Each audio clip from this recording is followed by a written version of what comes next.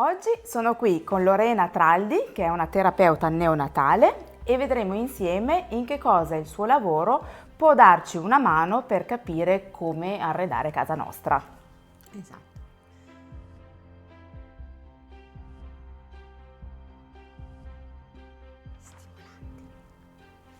Allora Lorena, vuoi spiegarci con esattezza in che cosa consiste il tuo lavoro? Allora, il mio lavoro consiste soprattutto nel saper riconoscere attraverso il linguaggio corporale delle persone le dinamiche che in qualche modo ci hanno lasciato le nostre stesse nascite, la nostra nascita.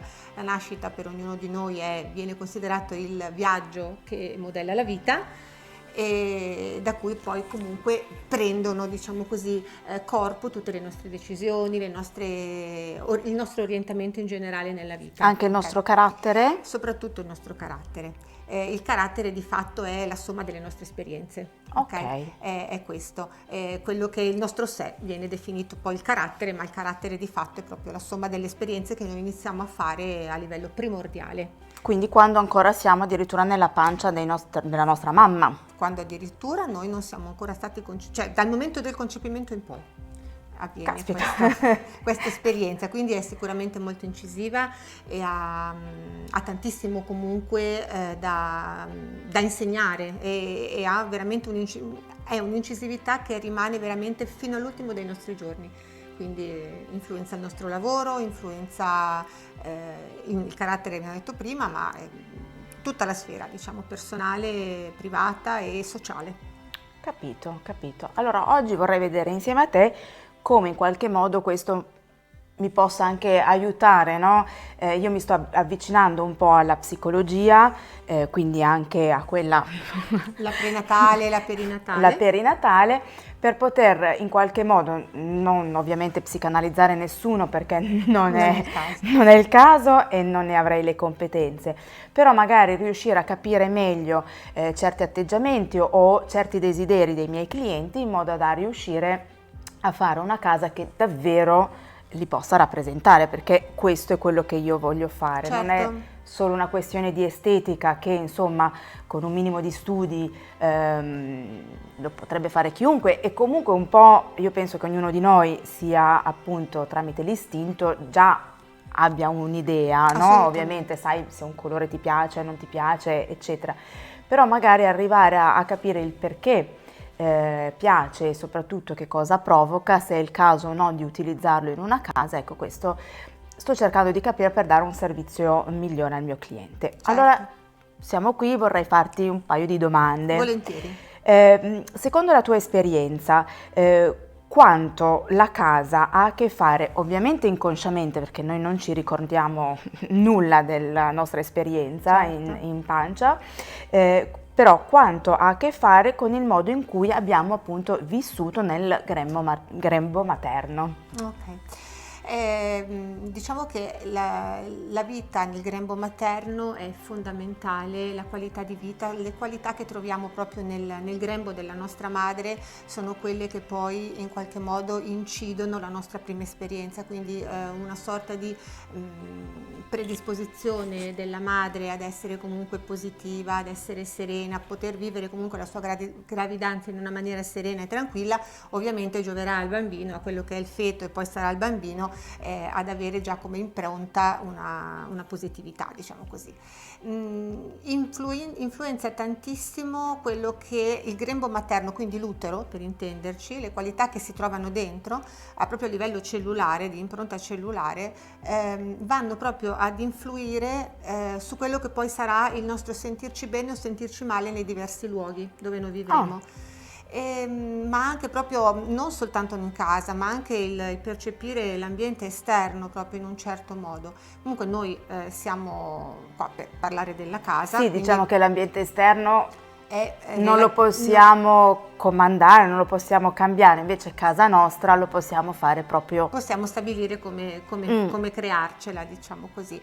E quindi, allora, per chi conosce, diciamo, quello che è la psicologia prenatale o perinatale, forse riesce anche a comprendere che alcune sensazioni proprio che abbiamo quando entriamo negli ambienti, in case nuove, dipendono proprio da quello che sono le nostre esperienze precoci. Per chi invece non mastica di queste cose, semplicemente si affida alle sensazioni, e quando si entra in un ambiente sappiamo che ci possiamo sentire bene, sentire male, a disagio, piuttosto che accolti o magari sicuri o magari in dispersione, no? Come dire, ecco, insomma, magari sei più esperta tu in queste, nella scelta dei vocaboli di questa cosa, però insomma, ecco, se io prendo l'esempio della mia casa, per esempio, quando sono entrata la prima volta nella mia casa, senza sapere perché mi trovassi lì, io mi sono trovata bene, ho sentito proprio una sensazione di tranquillità dentro, di accoglienza, e questo è fondamentale. Se vado a capire, se vado poi a riflettere, ad analizzare un pochettino quello che è stata la mia esperienza nell'utero, anche se io appunto non me la posso ricordare più di tanto, però come studiosa di queste cose mi rendo conto che mi trovo bene in una casa piccolina, accogliente, e senza troppe pretese, senza troppi, com'è che si, frivoli, sì. ok, no? Queste cose, proprio perché, per esempio, la mia mamma era un pochettino così, no? Non è frivola, è abbastanza è standardizzata, insomma, Okay. i suoi gusti sono abbastanza semplici, e lei comunque come persona si sentiva molto protetta nella sua casa. Okay. Quindi già lei mi ha dato questo tipo di impronta. Non era una persona, per esempio, che amava viaggiare, che amava fare esperienze nuove, e quindi mi ha tralasciato a livello proprio di esperienza cellulare questa qualità, quindi la qualità del sentirsi bene in casa propria. E questo è fondamentale, me l'ha già trasmesso proprio attraverso l'utero, quindi quello che io ritrovo nella mia casa è l'accoglienza, lo stesso tipo di calore e di accoglienza in una casa piccola, proprio per concezione. Mi trovo bene, cioè mi sento accolta, mi sento protetta soprattutto, e questo è un esempio, diciamo. È un esempio, no? Certo. Anch'io quando sono entrata qui effettivamente ho subito capito che era la casa che, insomma, poteva andare bene per me. Come ti dicevo prima, dovessi farla da zero, qualche cosa diversa la farei, però insomma, quando una casa la trovi, qualche compromesso lo devi per forza accettare, e questa era quella che comunque più si avvicinava effettivamente al mio modo di essere. Ti faccio una seconda domanda. Pensi che colori ed illuminazione possano influenzare in qualche modo il nostro modo di essere e il nostro umore, e nel caso perché? Assolutamente sì, sia per quanto riguarda i colori, ma i colori sono più legati poi a un discorso, cioè tu che appunto fai questo lavoro, i colori hanno una psicologia, una psicologia, no? Per cui non so, per esempio io penso ai colori chiari, io personalmente penso ai colori chiari perché mi piacciono molto e mi danno una sensazione di pulizia. Non sono tanto legati i colori al feto, quindi alla vita in grembo, perché? Perché il bambino quando non vede, vede la luce, però vede molto le ombre, vede all'interno, vede perché la vista si sviluppa, è un essere senziente fin dal concepimento, quindi quello che sono i rumori, gli odori no, vengono fuori dopo, ma la vista e l'udito sono sicuramente sono i due sensi che si sviluppano già in grembo, e quindi è in grado di percepire le tonalità di luce. Può dare fastidio la luce troppo forte piuttosto che la luce troppo debole, la ricerca proprio della luminosità, sempre legato magari al parto ad esempio, e in base al tipo di parto, al tipo di nascita, le persone possono essere soggette appunto ad essere ipersensibili alla luce piuttosto che no. Ti faccio un esempio molto pratico. Una persona che è nata con un taglio cesareo, ad esempio, può essere molto suscettibile alla luce, molto sensibile. Perché? Proprio perché è stata portata alla luce all'improvviso. e non era preparata, il bambino non è preparato a questa Certo. cosa, che poi naturalmente negli ospedali dove comunque si nasce si provveda anche a mantenere un tipo di illuminazione adeguata, ma ciò non toglie che comunque il bambino è stato portato da un ambiente scuro ad un ambiente improvvisamente Certo, buio. non ha tutto il passaggio. Esatto, e soprattutto non era preparato perché normalmente quando il cesario per esempio viene fatto d'urgenza, quando viene fatto d'urgenza già il bambino ha iniziato, si presuppone la nascita. Certo. Quando invece viene programmato il bambino proprio non sa che deve nascere, non è pronto e di conseguenza è ancora più impattante. Ok. Puoi trovare un cliente che preferisce magari l'illuminazione più tenue. Assolutamente, sì. Ok, quindi comunque un'illuminazione piuttosto che un'altra ci potrà far sentire bene o male, sempre inconsciamente, a seconda di come abbiamo vissuto, in questo caso il parto, direi, tutta la gravidanza, ma soprattutto il parto. Sì. Il colore forse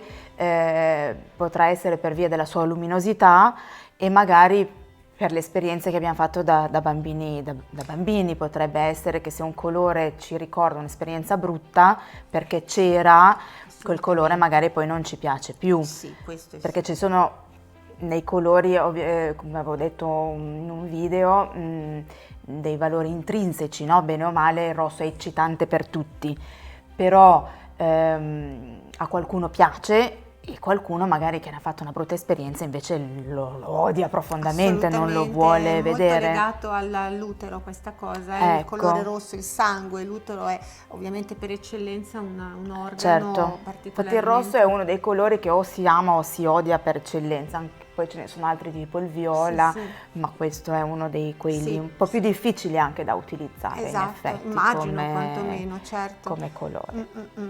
Ok. Ti farei un'ultima domanda. Dimmi. Una casa progettata e arredata tenendo appunto conto del nostro modo di essere. Ora, ovviamente non tutti noi ricorderemo la nostra nascita e non andrò a chiedere a nessuno come sei nato, questo magari diventa sei nato, che ti faccio la casa, anche no? No, ok, magari diventa un po' tanto personale, certo. Va bene entrare in sintonia, ma magari così è un po' invasivo così. Un po' invasivo, esatto. Però una casa progettata e arredata tenendo conto del nostro modo di essere, quindi fatta in qualche modo intorno a noi, prendo la frase di una famosa pubblicità, è importante secondo il tuo punto di vista per sentirci accolti e quindi poterci effettivamente rilassare al 100% e ricaricare le nostre pile? Assolutamente, è fondamentale quantomeno, noi non ce ne rendiamo conto come dicevo anche prima, no? Perché se non hai diciamo così le mani in pasta in questi argomenti naturalmente non te ne rendi conto, ma ci si rende perfettamente conto di quanto una casa possa essere rilassante e dove ci puoi veramente ricaricare le pile quando in questa casa tu hai le sensazioni di cui parlavo prima, quindi di sicurezza, di accoglienza, ma soprattutto dove nella tua casa riesci ad avere la percezione la percezione sentita di te stesso, ma soprattutto di un equilibrio, dove quando tu in casa senti che tutti i tuoi sensi sono soddisfatti. Ok? Quindi la tua vista, quello che tu vedi intorno a te, la tua interocezione. Il bambino lavora tanto di pancia, no? L'interocezione non è altro che il sentire di pancia, ma anche noi siamo in grado di sentire di pancia, no? Solo che spesso non diamo retta, non siamo più abituati a dare retta a queste cose, no? Perché effettivamente a volte mi capita di un cliente che dice: ma io ho fatto caspita Virginia, io so che questo colore mi piace e quest'altro no, so che il moderno mi piace oppure no, insomma, bene o male i miei gusti li conosco, eppure qualcuno mi viene a dire però in casa c'è qualcosa ancora che non va.